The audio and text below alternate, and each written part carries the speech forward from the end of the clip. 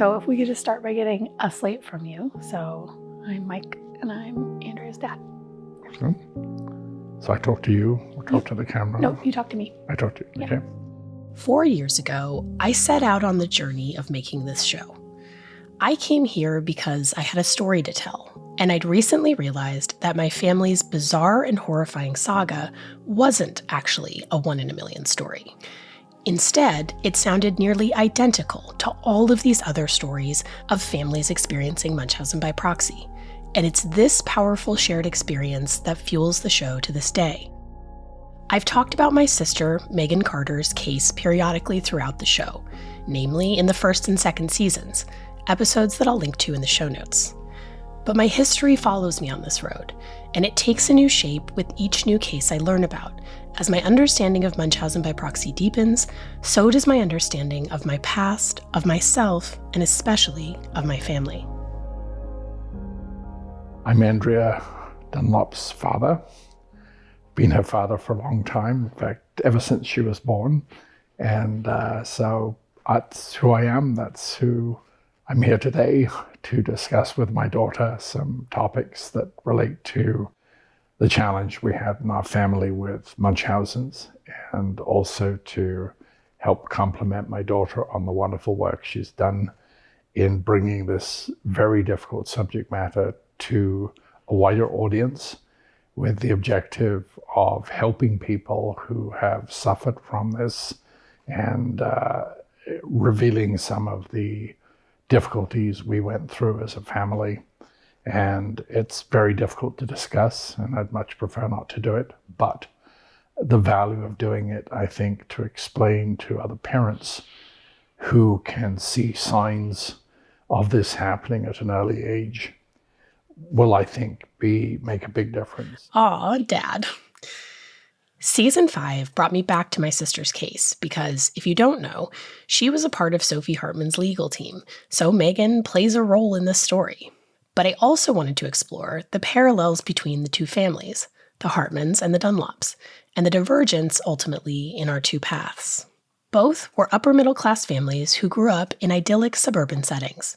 Megan and Sophie were both gifted children of long married parents, given every material advantage one could hope for in this world, and yet somehow managed to portray themselves as constant victims.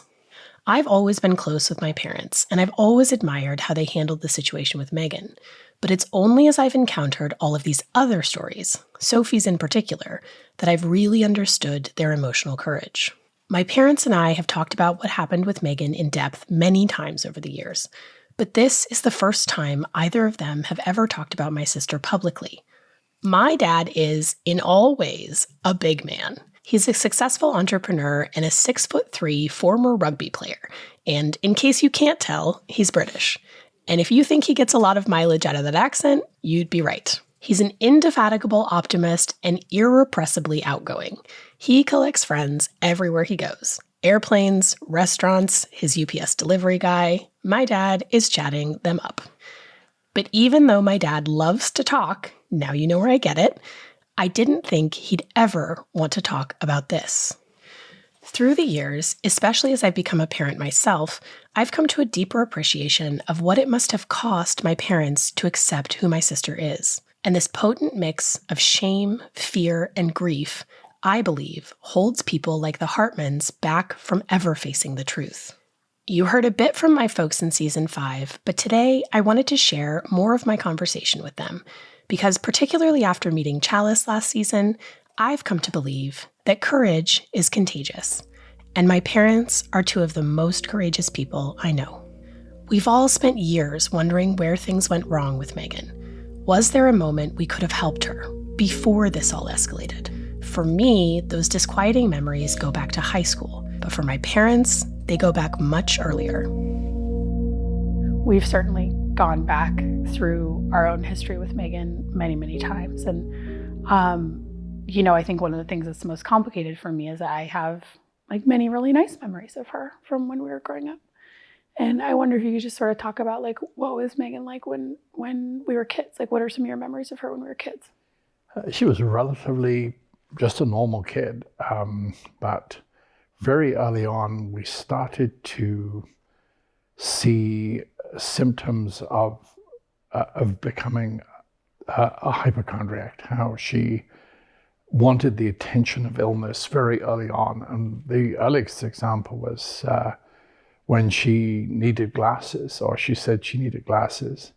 And so we took her to an eye specialist and an optometrist, and he said she doesn't need glasses at all. She's not telling the truth.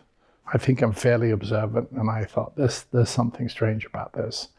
And then when Megan went to the alternative school, she became absolutely obsessed with one of the students who was severely handicapped, and sort of started saying that she was the only one who could understand what he was trying to say, and spent a lot of time with him and wheeled him around. And every time we went to the school, she was with him. And I thought, this is either someone incredibly compassionate or someone who just wants to be the center of medical attention. So I started to see things very early on. I didn't say anything, but I just felt that something was not right. Just to clarify what my dad is talking about here, my sister and I went to this hippy-dippy alternative elementary school. Kind of unconventional for my straight-laced parents, honestly. But this place was awesome. There were always a ton of parents in the classroom. We went on a million field trips and did wacky art projects, and for some reason, called our teachers by their first names. We also had a special needs sister school next door, whose students we spent a lot of time with. Again, this was awesome. And I remember this boy that my dad's talking about. I just thought, oh, my sister has such a big heart. It's one of a million little details that looks different in the rear view. But it sounds like maybe there was like some unease about Megan even when she was little. Is that kind of what you're saying? And not only that, but as she grew up, one of these incidents would have been fine. You just sort of brushed it aside. But I have a very good memory of detail, and I started piecing a lot of these pieces together, that there was definitely something wrong. The next incident was the knee, and there's this wonderful doctor who went to see Dr. Holland, and Megan was complaining of terrible pain in her knee, and she did an arthroscopic surgery, said there's absolutely nothing here, everything is perfect. So that was the first, and then... And that was when she was in high school, right? Yes, I think she was about 12 or 13. And then in a gym class, she said she hurt her back, and that was, she claimed she fell and hurt her back, and that was the series of just a number of just very traumatic situations. One where she had a back operation, and the doctor turned out to be a complete flake anyway, so that didn't exactly help the situation. And then she got all this attention with everybody coming to the hospital and asking how she was. She went home, and then she had an infection, and we think it was self-induced because it was just, it was something that was so unusual. And then she went back in, had another operation. And I can picture exactly now looking at her in the bed and her being kind of pleased that everybody was looking at her and concerned about her, and not concerned about what happened, but concerned about that we were concerned. And I started piecing pieces together, and it was this medical attention getting that we had a number of instances, one where she claimed she couldn't walk and almost had to be in a wheelchair, and eventually got her to walk, took her to a doctor at University of Washington. And he was a very strange doctor, had a long ponytail, and but was a very good doctor, and asked her to walk down the passageway. And he said, we deal with cases like this. There's nothing wrong with her back. It's in her mind. And that was when I decided that I was either going to pay $30,000 for this course that he had, where he would make them swim and run and but jump. It was like a sort of physical therapy, Yes. occupational therapy. Well, he asked her to walk and hop down the passageway. And then he took me aside and said, there's absolutely nothing physically wrong. you can't do that if you have what she claimed, that she had this serious back problem. Right. And was this is probably around the time that she was wearing a back brace for Yes. on and off? Yeah. And that again drew attention to it. And then I decided, well, do I spend X thousand dollars on this course, or do we head off to Club Med in Huatulco in Mexico? And I decided that was the better option. Yeah, I mean, I remember that trip as well, because I remember specifically that piece of it of like, oh, Megan's been having all this trouble with her back, and then now she's like having fun and doing doing all this stuff. And I remember her going on runs with you.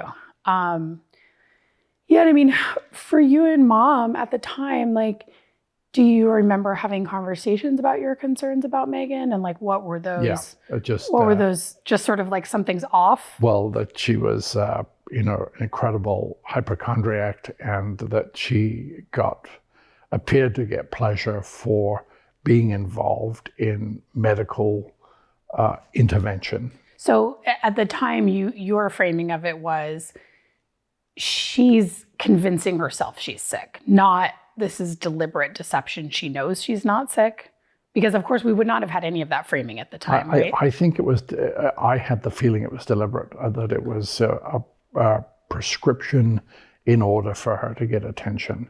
And it just became so obvious, and it was the next thing, then the next thing, then the next thing. Yeah. Was it just sort of not clear what to do, or like, let's just try and redirect her as much as possible? We had no idea what to do. We thought it would be resolved when she eventually went to university and went up to Western State, is it? Western, yeah. Western, and started studying to become a nurse. And we thought, finally, this is an avenue where she can be involved in medical stuff, but not have to, that's what she does. And so all the attention related to medical. And she has and had an incredible memory. I mean, she's kind of like me. She has this detailed memory. So she remembered drugs and dosages and things that the average person can maybe do 2 or 3, but not a whole pharmacy full of drugs. Yeah. And she's really smart. Yeah, remember the names and everything. And so I thought finally that was the diversion. We didn't have language for it, but this whole series of incidents with the knee and back surgeries and then the infection, it was confusing and worrying for my parents. And to this day, we can only wonder how much of it was real. But Megan was pretty and smart and had a ton of friends. So while there was always a low hum of worry between crises, my parents just hoped she'd grow out of it. And I think we all felt like becoming a nurse would fix it somehow. Like if her seeming obsession with medical stuff could just be contained, it could all be fine. But it wasn't just the medical stuff that was concerning. She was always running out of money, and always seemed to just have no connection between what she should have done in terms. So she collected the rent in the apartment she had in Kirtland, but she didn't pay the landlord. And so all these sort of, this strange sort of behavior tied in, and it was, she would get so far and then there'd be this sort of breakdown, and she would, not connect the dots. Yeah. So if you can talk a little bit more about kind of the financial piece of it. Because, she wasn't, at least as I remember it, and I remember the incident with her, because that was when she was roommates with quite a close friend of hers. Yes. And so that was a sort of big betrayal of that friend, that then they got in trouble for not paying the rent, and she'd been giving her rent money every month. And I mean, that always seemed so strange to me, because, Megan and I were really lucky in that we always had everything we needed, right? I mean, you guys paid for school for both of us. We always had that safety net, right? We weren't like trust fund kids where we were just given a pile of money, but it was like, if one of us needed help with rent or something like that, like you guys were always able to provide that and willing to provide that. So I remember it seeming, because by this time we're both in our 20s, and I remember it seeming so strange of like, why would you get yourself in, like with her, like, why would you get yourself into credit card debt? Why would you, like, there was an incident where she was writing bad checks. Like, why would you do that when, like, I know you could just ask mom and dad. And like, it wasn't like she was like living some crazy high life and driving. So it wasn't anything like super obvious. It was just these like weird things that would happen. And then when she forged the checks, right. that was, it was bizarre. I mean, it was so easy to find out. Right. I mean, not a mastermind move. Not exactly, not a mastermind. And that was when that boyfriend appeared. Yeah, her boy. That was when she was with him. Yeah, yes. with Scott. Yeah, and I mean, I remember that. Like, so there was, and again, it's like there's all these incidents, but that one where she was writing the bad checks and then got in trouble. And I mean, she got in like legal trouble for that. That was a bigger deal than just like, oh, well, she's in debt. I managed to paste over that. Right, you bailed her out. But I remember that she was in that instance. So she was with this boyfriend that, was, I think we had questions about. And she got in trouble for writing fake checks. And then I remember that like, that was kind of the first time, like she stopped talking to all of us for like 3 months because she was mad. She was mad that I didn't defend her against you guys. And then she was so furious at me that she didn't talk to me for like 3 months. This was another thing that struck me as a parallel between Sophie and Megan. Not to say that you can't suffer just because you come from a place of economic privilege. Of course you can.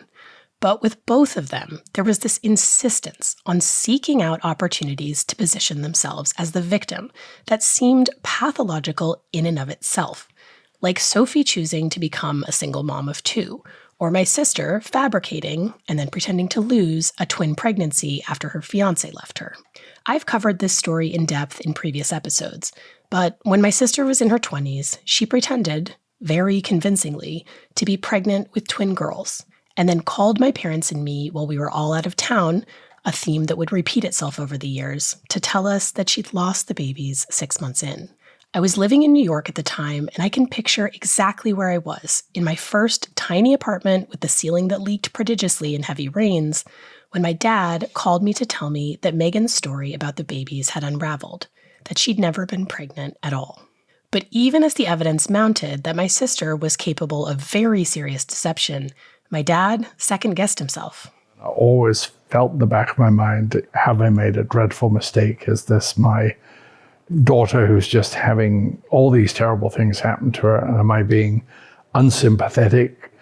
And then I look at the probability of 2 or 3 of them, let alone 15, and then that formed a pattern. And I remember at the wedding, and I definitely remember I had some inkling of fear that if she had children, they might be at risk. And I suppressed it a number of times, but I felt, because I'd seen the entire history, right from when she was a child, and it made me very nervous and of how she would care for a child. And so when she got really pregnant, pregnant for real, I was concerned. And it's actually very similar to the Elizabeth Kubler-Ross, the Swiss psychiatrist, on her thesis on dying. When people know they're going to die, the first thing is denial, then it's anger, and then it's prayer, and then it's acceptance.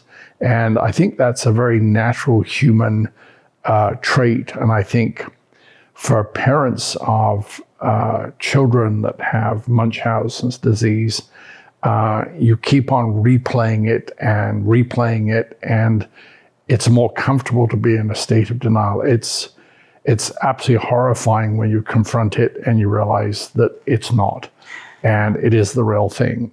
My mom also remembers Megan's early forays into medical deception, and she remembers this pattern of Megan being in proximity to someone having a medical issue and then suddenly co-opting it. She was a kid, and I just thought they were anomalies. So I think she was very susceptible to suggestion about medical things, like going for an eye exam because somebody that she knew got glasses, and the eye doctor saying, I can't prescribe anything because he basically said, your answers aren't consistent.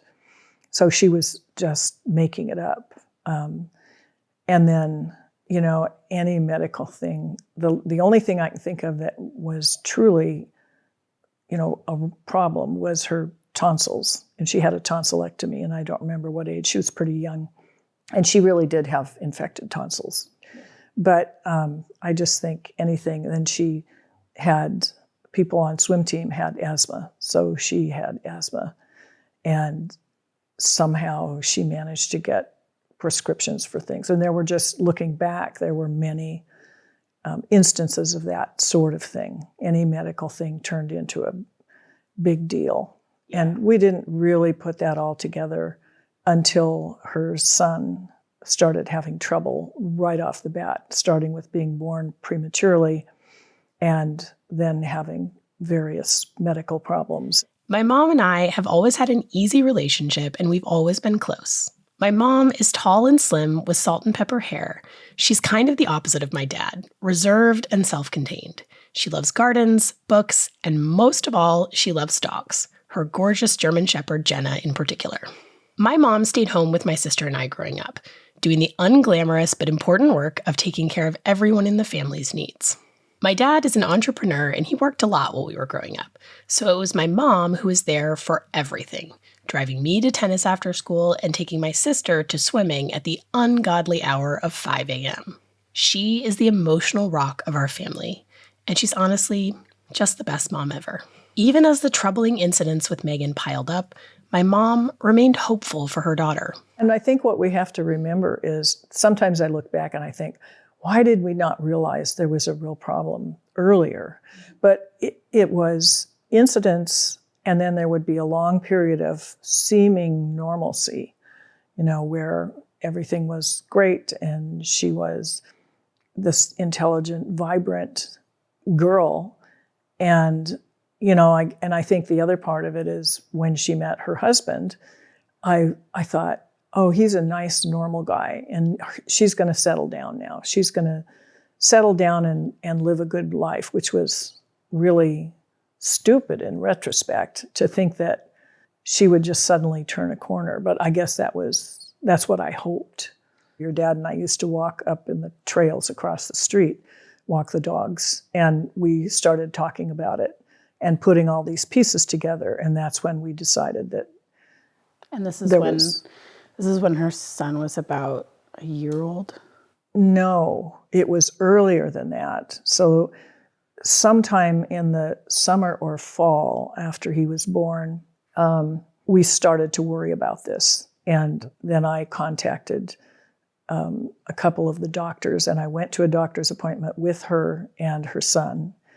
And what she heard and what I heard was completely different. She was really pushing for a G-tube at that time.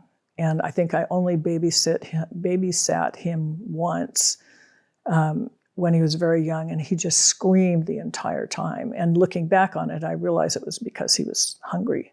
I contacted a pediatrician that she was seeing and a GI doctor that she was seeing, and started to sort of say that something's wrong. And in that process, of course, we all went to see our family doctor and talked to her, because there was no information out there, really. I'd heard about Munchausen's by proxy in some TV movie or something, and that's about it. There was no real research to look into. So then ultimately, the pediatrician that I talked to said, do you think it's time for an intervention? And I said, yes. In my head, I thought, okay, we'll all sit down at a conference table and confront the issue and we'll solve it. Well, that's not what she meant. She meant that she was going to call CPS. And of course, the rest is history. I remember this moment really well, and having no idea that this was the beginning of the end of my family. I remember thinking, well, okay, now we're finally going to do something. But it was my mom who took action. My mom who had the courage to make the call. I was living with you guys at the time because I just moved back from New York. And You said like you and Daddy were going on a walk, and then you had this meeting with Dr. Druckmann. And like, I remember you guys walking in and telling me about your conversation with Dr. Druckmann. What do you remember about that conversation? Well, she was very helpful. We were absolutely convinced at that point that Megan was causing harm to her son. And that was kind of the framing we had it, right? Like a bad feeling, right? And that she was the cause of it, not necessarily specifically Munchausen by proxy, which we didn't know that much about. Like no. Dr. Druckmann kind of helped give us that framing. But when we put, yes, she put a name to it. When we put all the pieces together, that from her childhood on up, all of a sudden the puzzle came together, and Dr. Druckmann was very helpful, believed us, and she gave us the name of somebody at Children's who is on, there's a committee. A scan team? Yeah, probably a scan team. And I contacted that person. So we were doing everything we could to raise the alarm. And so at least she gave us a framework to work with. But it's like a next step to take. Right. Yeah. And it's really difficult. In the Hartman case, we saw a family of privilege make the opposite choice: to defend their daughter's indefensible actions and pour millions of dollars into her legal case. The result was that 2 vulnerable children remain at home with an unsafe parent, and Sophie was free to pursue an opportunistic lawsuit. In my family, though I know how hard this was on my parents, once they had the information in front of them, once they realized what was at stake, the priority was protecting Megan's son. I think on some level, we all knew that this could cost us our relationship with Megan, even if there was some part of us that was hoping it could go another way, as my mom and I discuss here with my wonderful lead producer, Mariah Gossett. So, we get this call, and we were down in the desert, and actually Megan and her son were supposed to join us. And then we get this call from Andy, and he's hysterical. And, they've taken, CPS came and did an emergency removal, which we did not know was going to happen. We did not. You had said you had thought when an intervention was brought up that it would be like that sitting around the conference table moment. How naive is that? I mean, that's what they show us on TV when they say it's an intervention, right? I think it's like what we think it is. But I think I would love to know, in a world where, like, what would have that solution looked like? What would have been the idealistic version of this, where it was the sit down at the table? What would have happened? Well, the idealistic, concept would have been that we all sit around and Megan suddenly said, "Oh, yeah, I do need help," which, looking back at it, of course, is incredibly naive. And naive to think that that would have been an intervention that they were talking about. But, I guess at that point, she's my daughter, and we were hoping we could turn this around. But obviously it wouldn't have been successful if it had been done that. It wasn't even successful when CPS came and took her son, and nothing was ultimately done. So it's would have been very unlikely for that to have had any good effect. But I think we were and I think we all sort of fell on different places of how realistic we thought this was, even at the time, and certainly now we all see it in a different lens. But we were thinking of Megan as sick. We were thinking of her as she has, and this is something we've talked about at great length on the show, of do you classify this as a mental illness or not? And we were thinking of her as she needs help. She needs help and support to be able to parent safely. That's how we were looking at her. Right. And we needed her husband and her family to recognize that she needed that help so that they could be a part of that support system, right? And so in the very beginning, we were having these conversations. I remember this was our first, lucky the lives we'd led until then, I guess, but this was our first interaction with the state and the CPS. And that's a very, I wouldn't be scared of them now, but that's a very scary thing, right? You're oh my God, the child is and it was very brief. He was given, over to the grandparents very fast. But the idea of a child being in state custody in your family is terrifying. It's terrifying when you know something about foster care and how that turns out so many times. So I think to go back to when Daddy decided to pay fees to the lawyers originally.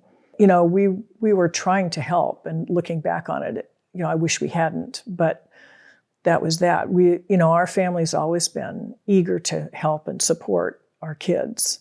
And so that's what we were trying to do. And then it ended up not going so well. This is definitely a top shelf problem, but for families with resources, the line between helping and enabling isn't always crystal clear. And my dad is a man who is used to being able to fix things, to take charge of a situation. And in this moment of crisis, it makes sense that he thought he might be able to fix this one. Well, what I told the attorney, I told Shapiro, this is what I want. I want Megan to get treatment. There's no doubt in my mind she's seriously ill. And his job is to make sure that she gets treatment. And unfortunately, he went completely against my wishes. And he sort of claimed that he's representing Megan, even though I was paying the bills. Right. I think they have to do that. If he gave you the impression in your first conversations with him that he could do that he could, because you were paying the bills, sort of act on your behalf, I don't think that would be legal or ethical. Well, it's not. It wasn't. It was what I wanted him to create as an outcome. Right. And this was an incident that we could utilize to help Megan. And that was... Right, sort of things have come to a head now. Yes, and she needs legal representation because, it's in the hands of the state. And one of the things I've compartmentalized is the horror that this man, in my opinion, could, not only not represent her best interests, in my opinion, but actually defend her against something that she did, and then has now tried to make a career out of it, and now is probably behind a lot of these lawsuits because the one way that lawyers make a lot of money is they take a percentage of the lawsuit. And I don't know how many of these are going to be successful, although in your podcast some have, and this is now seems to be almost a modus operandi for shaking down hospitals. This was what really drew me to the Hartman case. The way that my sister and her lawyer, Adam Shapiro, set a blueprint for how to attack a hospital who reports abuse, and the way they took what they learned in Megan's case and directly put it to use in Sophie's. The deeper I get into the cases I cover on this show, the more I am both intrigued and dismayed by their interconnectedness, the way the same lawyers and experts and groups keep showing up in these cases. There is a playbook for perpetrators with means, or the ability to procure means. Hire experts and lawyers to attack the hospital and exploit the judiciary's lack of knowledge on these cases. Then, in a classic bit of Darvo, turn it around so that the abuser is now the victim, suing the hospital for whatever they can throw at the wall. And funding this lawsuit, Megan and her husband proposed, was how my parents could have their daughter and their grandson back. That was the price. Yeah, he wanted to meet at this restaurant, and I can't remember all the details of the conversation, but the restaurant in Tukwila, and their whole motivation was, how can we sue the hospital? Yeah. Were you surprised at the gall of that? It's like they were in it's not surprising in the context of Megan and her behavior, but it's a shocking move in some ways. I think Andy saw it as a ticket out of their financial problems. So they wanted you to fund their legal pursuit of suing Children's Hospital for falsely accusing her. And what did you have to say to that? I said, no, I believe that what they said is correct. And I have no intention of doing that. And I think that's extortion. That's not just, that's suing, that's extortion. You're trying to get money out of them when you have no rationale for it whatsoever. And so I believe, but was that your last conversation with Megan? Yeah, I said goodbye, and to be honest, I didn't expect to see her again. My mom and dad faced this situation with unusual clarity and courage, But sadly, Megan's in-laws did not. And I mean, I remember looking at Andy's mom, and I felt sort of instinctively like she might be the one who would listen. That's not how it turned out, but... I agree, though. I think she had some sympathy at that point. But by the time Megan had indoctrinated the whole family, right, they just either couldn't see it or they refused to see it. Right. Well, it felt like we were up against a cult even then, Yeah, I think, and it's more like that now. I mean, it's like, but Megan always kind of like, she always kind of had that, right? Like she was very good at convincing you of things, and she's very good at like sort of presenting her version and manipulating people. Yeah. I mean, I think you've probably mentioned this in the podcast, but I think it's notable that many times big things happen when we were out of town. Always. You know, her son was born on New Year's Eve. She lost the twins, the false pregnancy, on New Year's Eve. And we were out of town both times, which, you know, sort of involved flying back and scrambling around to get back. I just think that is not a coincidence.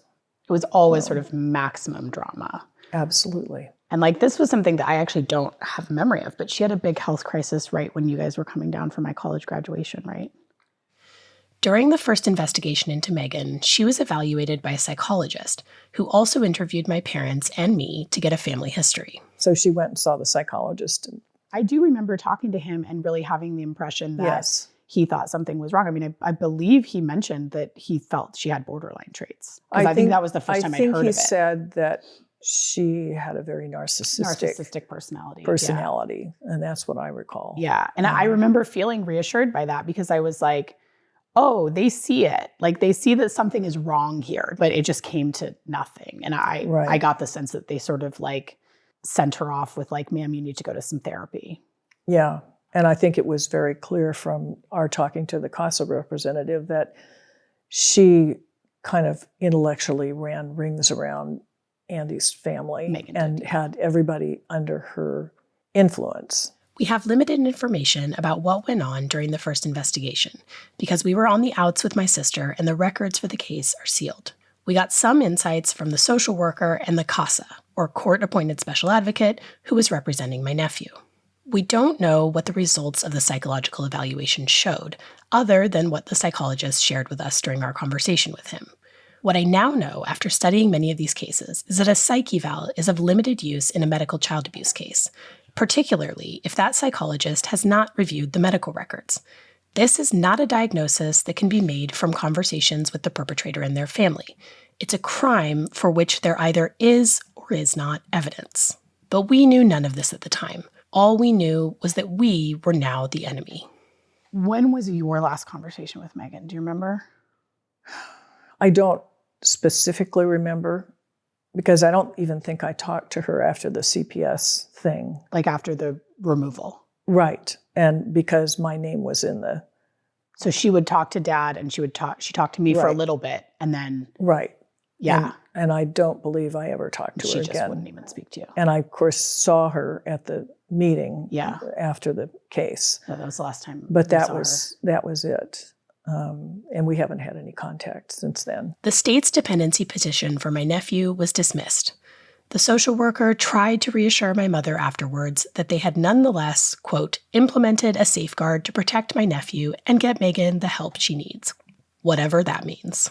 Over the next few years, my sister gave birth to 2 more babies, both very premature. One of them died. The other, my niece, survived. And 5 years later, my sister was back in court after reports of her abusing my niece. This time, there was a police investigation that included an expert review of my then 5-year-old niece's 73,000 pages of medical records. They also had video evidence of my sister disposing of an anticoagulant medication meant for my niece. Following this incident, my niece had developed a life-threatening blood clot that hospital staff reported would not have been possible if she'd received the intended dose. This led to yet another lengthy stay in the PICU. The detective reached out to my family, and even after the previous disaster, we thought this time would be different. And we talked to the detective, and gave him all the background we could. Yeah, I was really hopeful. I just was listening to a book in the car, and one of the comments was the danger of getting your hopes up is that they could be dashed. And I thought that very much applies to this, because I was very hopeful in that case, but it didn't go anywhere. Throughout all of this, through the death of one baby and yet another investigation at a different hospital than the first one, Megan's husband and in-laws stood by her. During the second investigation, Megan's father-in-law even told the police that this is a witch hunt, just like last time. Their commitment to remaining in denial and their financial support of Megan has cost the kids any hope they had of a safe childhood. No one person could have stopped her, but all of us together could have. We could have originally, but I can understand their being reluctant. I don't know if they were ever inclined to do that, but I could understand their being reluctant because they saw first investigation, nothing happened. Yeah. Second investigation, nothing happened. Right, and as grandparents, they don't have any rights, So Right. it's like if their son turns on them. So if they decided to take the kids away, then they would. I'm sure on some level they love the kids. I think so. I think I don't so question. too. I don't question whether they love the kids, and on some level, it's like, I mean, I have such complicated feelings about them because, like, I want those kids to have people that love them. I don't want them to be alone, isolated with Megan.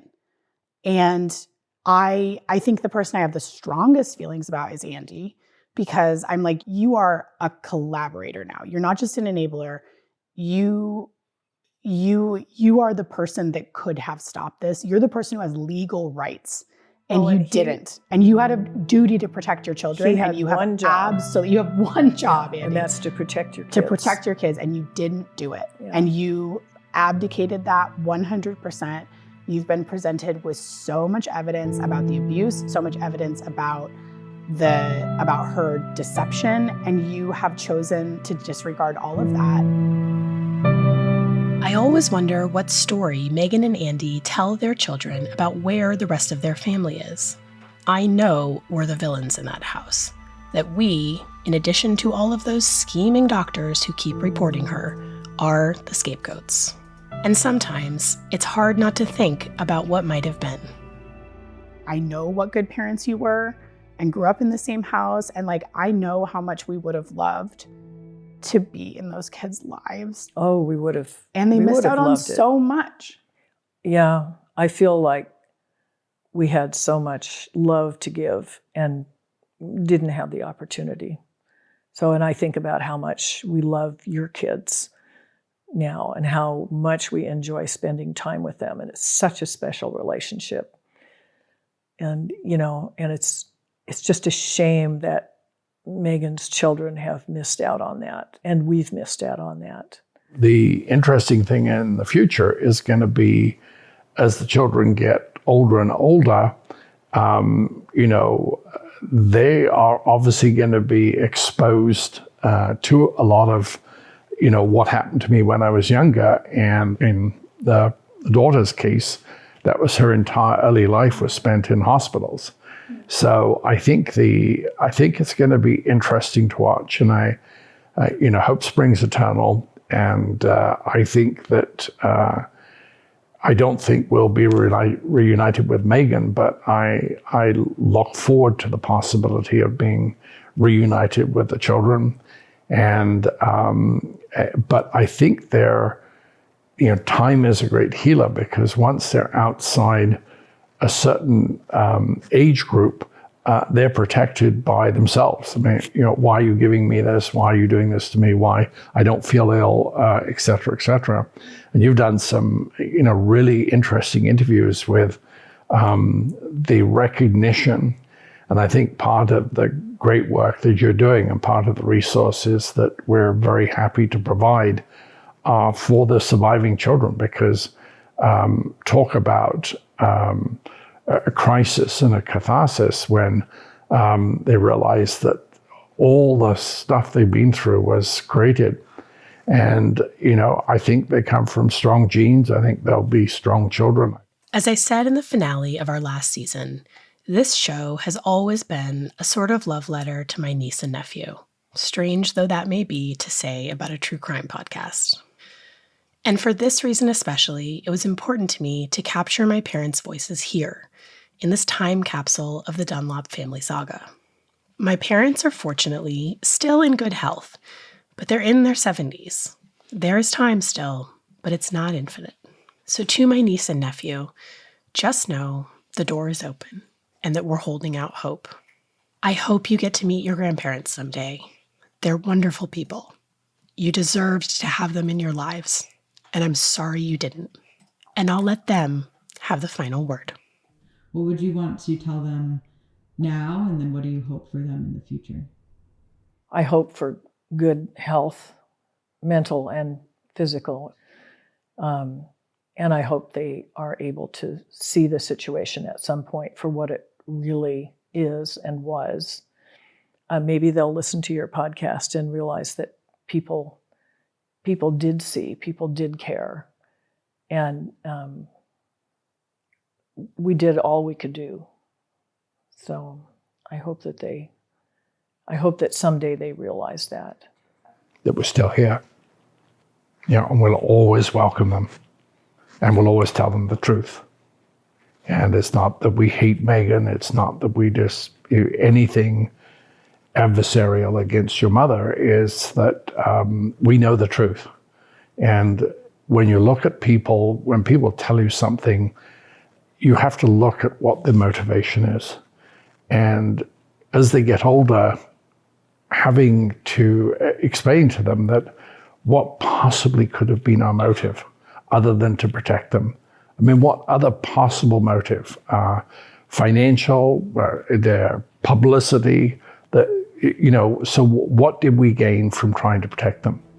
And that will be my sort of rationale explanation to them, and hopefully I live long enough to see them. But that is the message I want to pass.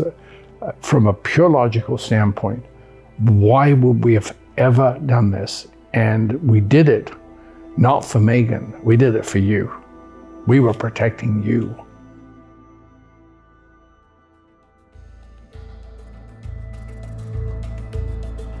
Nobody Should Believe Me Case Files is produced and hosted by me, Andrea Dunlop. Our editor is Greta Stromquist, and our senior producer is Mariah Gossett. Administrative support from Nola Carmouche.